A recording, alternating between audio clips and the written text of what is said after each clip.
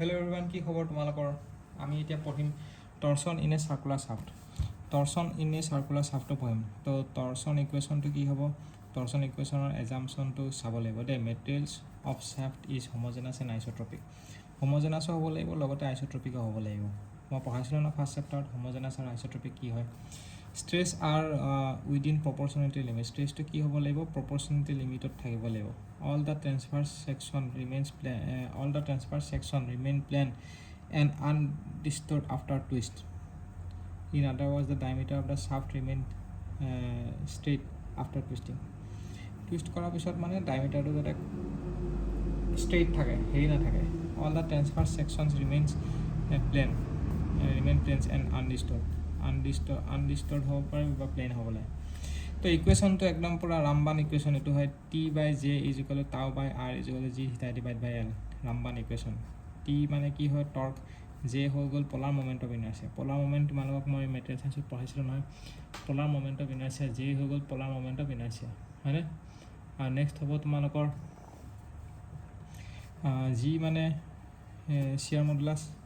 থিতাটো হ'ব angle of twist, ৰেডিয়ানত আছে। ঠিক আছে।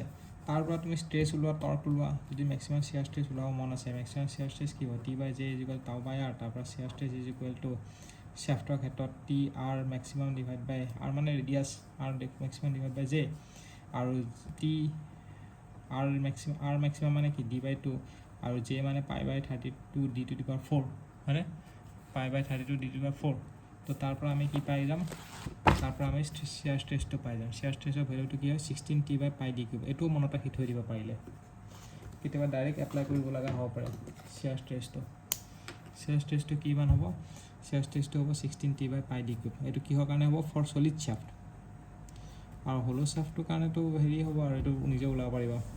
যদি এংগল অফ টুইষ্টটো ওলাব লাগে, এইটো ইকুৱেশ্যনৰ পৰা ওলাবা T/J G θ / L। থিটাৰ ভেলুটো ওলাই গ'লে এইটো ৰেডিয়ানত পাই যাবা। এটা পলাৰ ছেকশ্যন মডুলাছ। আগৰবাৰ আমি কি পাইছিলোঁ? আমি ছেকশ্যন মডুলাছ পাইছিলোঁ নাই? Z section modulus. Z = I/Y আছিলে, মিটাৰ কিউব আছিলে। এতিয়া পলাৰ ছেকশ্যন মডুলাছটো ZP। ZP ফৰ্মুলাটো কি হ'ব? যেনেকৈ I/Y আছিলে, এইটো ZP = J। I ঠাইত J হ'ব আৰু Y ঠাইত R মেক্সিমাম হ'ব। সেইটো আছিলে Y মেক্সিমাম আছিলে, সেইটো Y মেক্সিমাম আছিলে, আৰু এইটো কি হ'ব? I maximum. ক্লিয়াৰ হৈছে? একেই হয় দুটা, খালি ZP = I/Y আছিলে, এইটো ZP = J/R মেক্সিমাম হ'ব।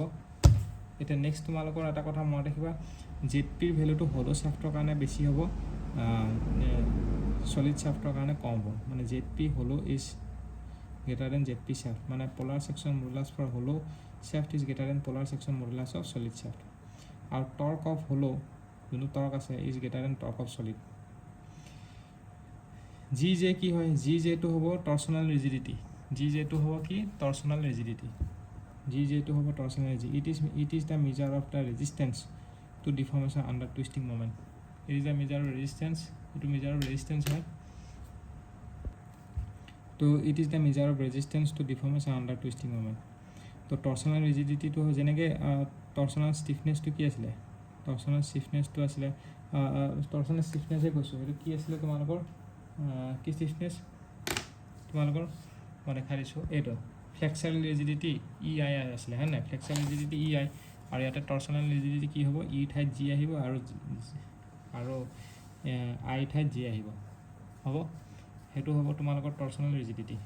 আৰু টৰ্চনেল ষ্টিফনেছটো কি হ'ব? যেনেকৈ তোমালোকৰ ইয়াতে ফ্লেক্সাৰেল ষ্টিফনেছ আছিলে, ফ্লেক্সাৰেল ষ্টিফনেছ EI/L।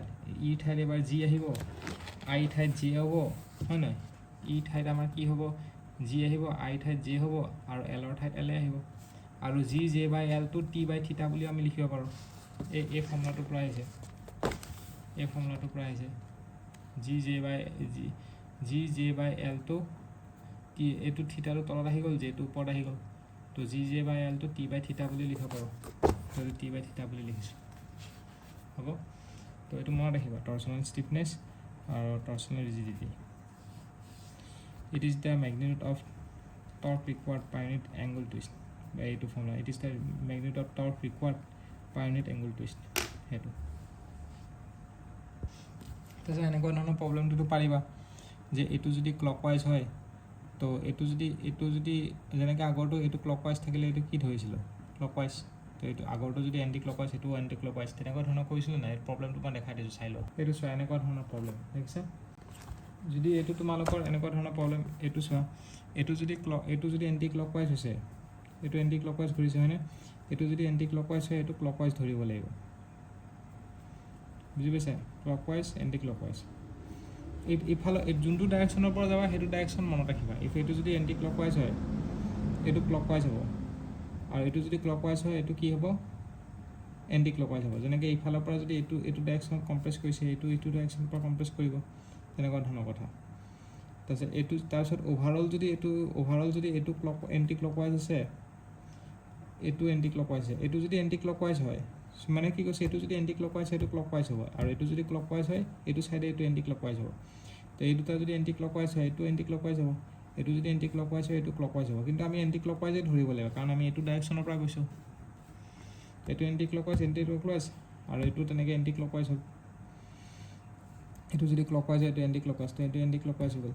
তো এণ্টি ক্লকৱাইজটো পজিটিভ ধৰা, পজিটিভ ধৰি পেলাই আমি নেট থিটাটো ওলাম, টি থিটা ইজ ইকুৱেল টু 0, কাৰণ আমাৰ ইয়াতে 0 কিয় ধৰিছোঁ, কাৰণ আমাক দুটা ফিক্স কৰি ৰাখিছে। নেট থিটা ইজ ইকুৱেল টু 0, থিটা 1 প্লাছ থিটা 2 ইজ ইকুৱেল টু 0, আৰু এণ্টি ক্লকৱাইজটো পজিটিভ ধৰিছোঁ, পজিটিভ ধৰাৰ কাৰণে এইটো হয়, বুজি পাইছা? এইটো নিগেটিভ কিয় হৈছে, এইটো নিগেটিভ এইটো কাৰণে হৈছে কাৰণ এইটো লাষ্টৰটো ক্লকৱাইজ পাইছোঁ, সেইকাৰণে লাষ্টৰটো আমি ক্লকৱাইজ ধৰিছোঁ, হেৰি কৰিছোঁ কাৰণে হ'ব। তো সেইটো তেনেকৈ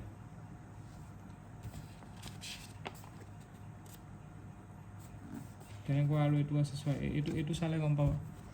এইটো ক্লকৱাইজ আছে, এইটো ডাইৰেকশ্যনৰ পৰা ভিউ কৰিছোঁ, যেনেকৈ এইফালে হয় এইটো এনেকৈ গৈছে হয় নাই। এইটো যদি কম্প্ৰেছ কৰিছে এইটো ইফালৰ পৰা কম্প্ৰেছ কৰিছোঁ, তো এইটো যদি তোমালোকে এণ্টি ক্লকৱাইজ হয় এইটো ক্লকৱাইজ হ'ব, আৰু এইটো যদি ক্লকৱাইজ হয় এইটো এণ্টি ক্লকৱাইজ হ'ব, এইটো যদি এণ্টি ক্লকৱাইজ হয় এইটো ক্লকৱাইজ হ'ব, তেনেকুৱা হ'ব।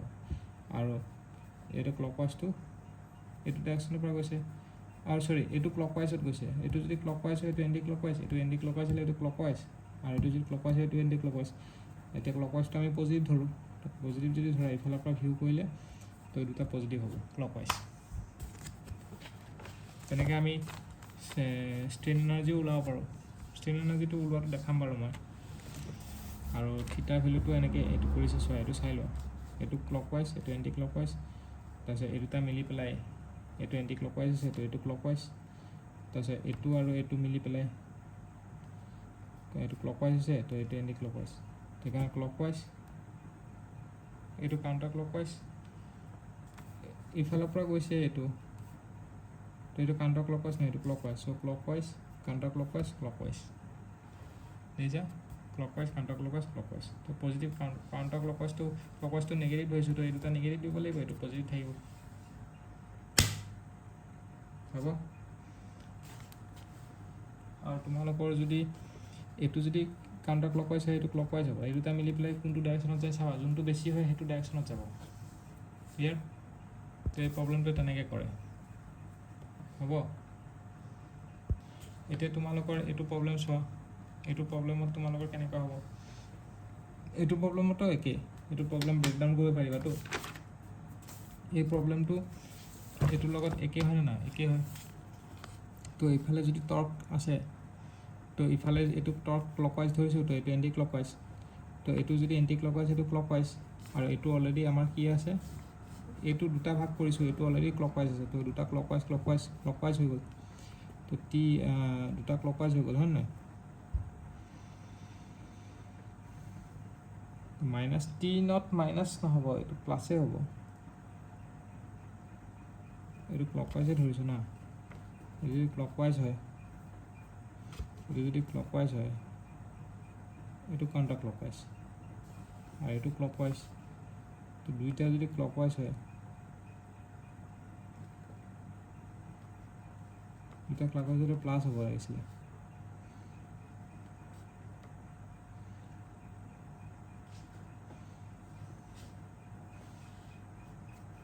এইটো ক্লকৱাইজ, তো এইটো তোমালোকৰ ক্লকৱাইজ হ'ব, দুটা ক্লকৱাইজ হ'লে প্লাছ হ'ব লাগে। যিয়ে নহওক বস্তুটো প্ৰচেছটো বুজি পাইছা নে, এইটো চিষ্টেমত কৰিছে মানে, গম পাইছা? এতিয়া তোমালোকৰ যদি দুটা শ্বেফ্ট এনেকৈ যদি পেৰেলেলি থাকে, চিৰিজত নাথাকে, আৰু এইটো যদি টৰ্কটো এনেকুৱা যদি হয় তো সৰু শ্বাফ্টটো এনেকৈ যাব, বাহিৰৰ শ্বাফ্টটো এনেকৈ যাব, বুজি পাইছা? তো তেনেকুৱা হ'ব, মানে total T is equal two এইটো T1 প্লাছ T2 হয় নহয়, টোটেল টৰ্ক আমি এইটো দিছোঁ, সেই টৰ্কটো ভাগ হৈছে, মানে দুটা ভাগত ভাগ, আমি এপ্লাইড যোনটো টৰ্ক কৰিছোঁ টি, সেইটো দুটা ভাগত ভাগ হৈছে, সৰুটো T1, সৰুটোৱে T1 লৈছে, ডাঙৰটোৱে T2 লৈছে। তো ইকুৱেশ্যনটো কি হ'ব, T is equal to T1 plus T2, আৰু ইয়াতে যোনটো থিটা হ'ব, theta is equal to θ1 plus থিটা2 নহয়, পেৰেল হয়তো, পেৰেল হ'লে আমাৰ θ1 is equal to θ is equal to theta হ'ব, কাৰণ কিয় দুইটা একে এংগলত টুইষ্ট হৈছেতো, এক নম্বৰ শ্বাফ্টটোৱে যিমান এংগল টুইষ্ট কৰিছে, 2 নম্বৰটো সিমান এংগলতে শ্বিফ্ট কৰিছে, মানে টুইষ্ট কৰিছে, আৰু দুইটা পেৰেল হৈ আছে, সেইকাৰণে θ1 প্লাছ θ2 ইজ ইকুৱেল টু থিটা। তো এইটো প্ৰব্লেম ছল্ভ কৰি পেলাই আমি এনেকৈ কৰিব পাৰোঁ। তো সেই বস্তুটো এনেকৈ কৰিছে, ৰাইট। তো এইটো চাওঁ আমি কি কৰিছে, এইফালে মাজত আমি 100 নিউটন মিটাৰ আমি এপ্লাই কৰিছোঁ, ইফালে আমাৰ টৰ্কটো TC আছে, আৰু ইফালে TA আছে ৰেজিষ্টেঞ্চ, এইটো ক্লকৱাইজ, এইটো এণ্টি ক্লকৱাইজ, ৰেজিষ্টেঞ্চটো ইফালে ক্লকৱাইজ ধৰিছোঁ, এইটো এণ্টি ক্লকৱাইজ ধৰিছোঁ, হয় নাই? এতিয়া আমাক TA TB ভেলুটো ওলাব লাগে, এনেকৈ কম্পিটিবিলিটি ইকুৱেশ্যন কৰিব পাৰা, θ1 প্লাছ থিটা AB প্লাছ থিটা BC ইজ ইকুৱেল টু 0 কৰি পেলাই আমি ওলাব পাৰোঁ।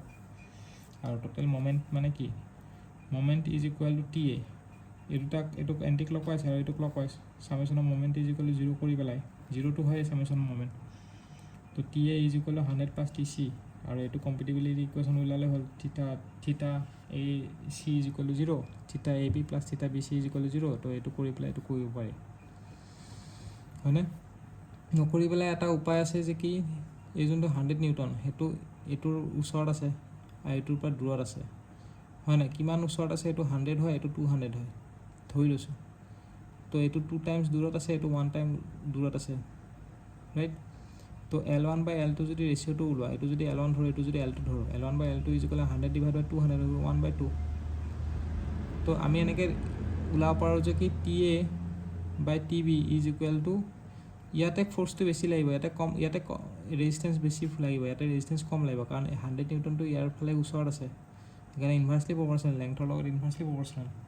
তো TA divide by TB is equal to L2 divide by L1 is equal to 2 হ'ব। This is another way of eliminating option, তাৰ পৰা আমি এলিমিনেটিং অপশ্যন এলিমিনেট কৰিব পাৰোঁ মানে।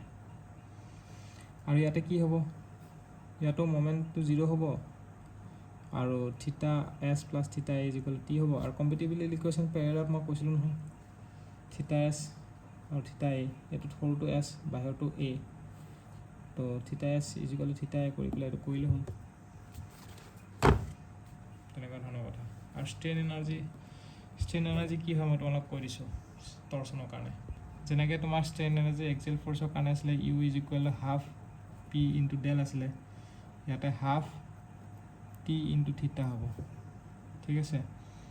আৰু থিটা ইজ ইকুৱেল টু কি আছিলে, থিটাৰ ভেলুটো জানা নহয়, থিটাৰ ভেলুটো কি আছিলে, TL ডিভাইডেড বাই GIP আছিলে, GJ বুলি ধৰিব পাৰা, J বা IP পলাৰ মমেণ্ট।